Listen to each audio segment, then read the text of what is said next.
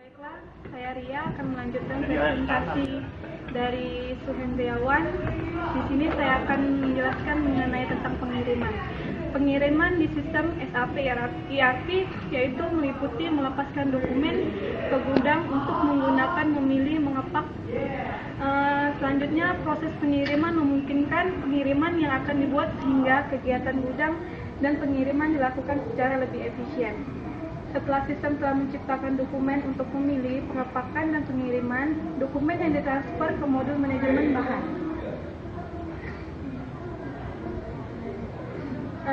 Pembayaran.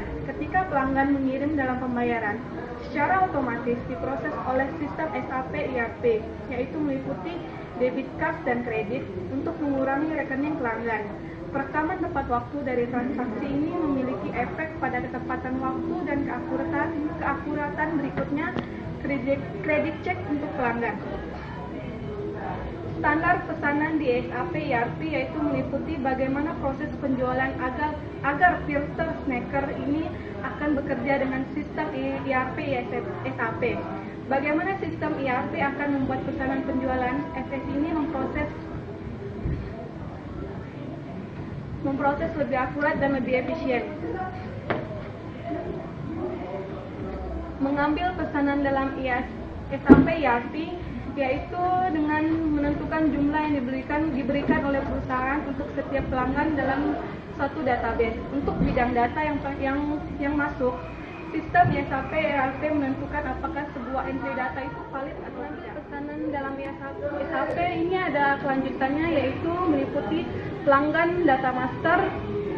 Struktur organisasi dari SAP sistem ERP memungkinkan pengguna untuk menentukan berbagai cara untuk pengguna kelompok dan orang-orang penjualan serta saluran distribusinya. Manajemen hubungan pelanggan di sini perusahaan tanpa hubungan yang baik antara pekerja dan pelanggan, mereka menjalankan risiko akan kehilangan bisnis mereka. Manajemen hubungan pelanggan di sini sering disebut dengan CRM. Perangkat lunak dapat membantu perusahaan merampingkan mereka untuk mengintegrasikan dengan pelanggan. On permintaan, CRM adalah suatu perangkat lunak dan komputer peralatan berada dengan penyedia CRM. Inti dari kegiatan CRM yaitu meliputi satu kesatu pemasaran, tenaga penjualan otomatis atau SFA, penjualan manajemen promosi, pemasaran ensiklopedia, serta call center yang secara otomatis.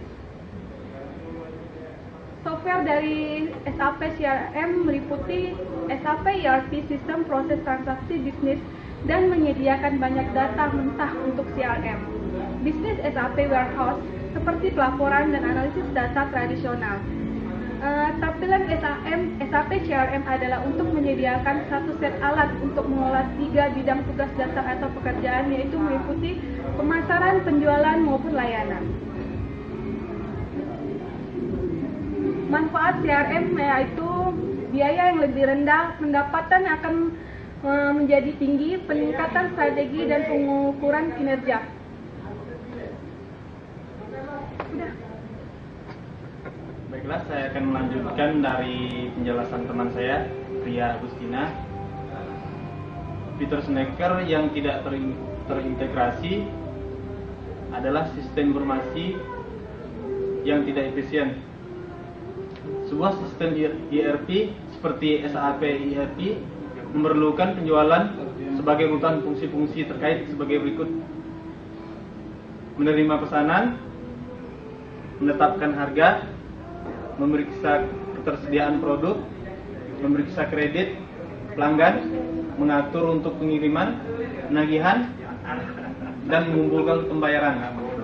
Dalam SAP ERP, semua transaksi atau dokumen yang terkait merupakan kegiatan yang memerlukan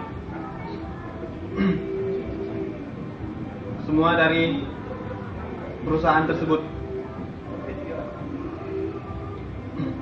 Instalasi sistem ERP berarti membuat berbagai konfigurasi keputusan. Keputusan konfigurasi mencerminkan pandangan manajemen tentang bagaimana transaksi harus dicatat dan kemudian digunakan untuk pengambilan keputusan. Database pusat sistem ERP mengandung tabel data master, data relatif permanen tentang pelanggan, pemasok, bahan dan persediaan. Data transaksi tabel, menyimpan relatif sementara data seperti pesanan, penjualan dan faktur. Sistem manajemen hubungan pelanggan atau CRM, membangun pada nilai organisasi yang menyediakan ERP, secara khusus meningkatkan fleksibilitas perusahaan.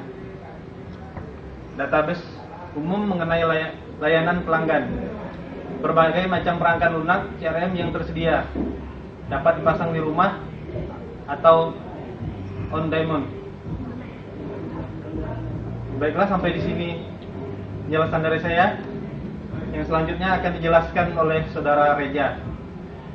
Demikianlah video tadi telah jelas dipaparkan dan dapat kita tarik kesimpulan bahwa dalam suatu sistem informasi penjualan diperlukannya suatu hubungan integritas